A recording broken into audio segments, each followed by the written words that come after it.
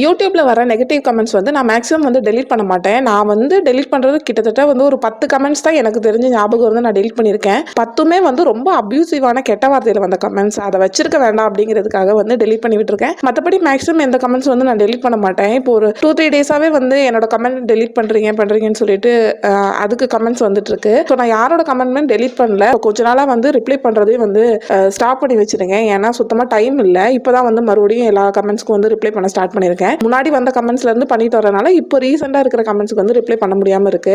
நான் பேசுறதே வந்து ஒரு சிலது தப்பா இருக்குன்னு சொல்றீங்க. ஸோ எல்லாத்தையுமே வந்து நான் எடுத்துக்கிறேன். நான் வந்து எந்த கமெண்ட் டெலீட் பண்ணல. எப்படி டெலீட் ஆகுதுன்னு எனக்கு தெரியல. ஸோ அதை தான் சொல்லணும்னு நினைச்சேன். ஸோ டின்னருக்காக வந்து சப்பாத்தியும் இந்த சோயா சங்க்ஸ்ல வந்து சின்னதாக வந்து ஒரு கிரேவி பண்ணிடலாம், சிம்பிளா முடிச்சிடலாம் அப்படின்னு சொல்லிட்டு தான் நைட் ரெடி பண்ணேன். அது மட்டும் இல்லாமல் கொஞ்சம் ரீஃபில் பண்ண வேண்டிய ஐட்டமும் இருந்துச்சு. அதெல்லாமே பண்ணி வச்சுட்டு நீங்க வந்து சப்பாத்தி பண்ணும்போது கொஞ்சமா எண்ணெயும் உப்பு சேர்த்துட்டு நல்லா சூடா இருக்கிற தண்ணி ஊற்றி பிசைஞ்சு ஒரு 10 நிமிஷம் மூடி வச்சிருந்துட்டு அப்புறம் சப்பாத்தி செஞ்சீங்கன்னா சப்பாத்தி நல்லா சாஃப்டா வரும்.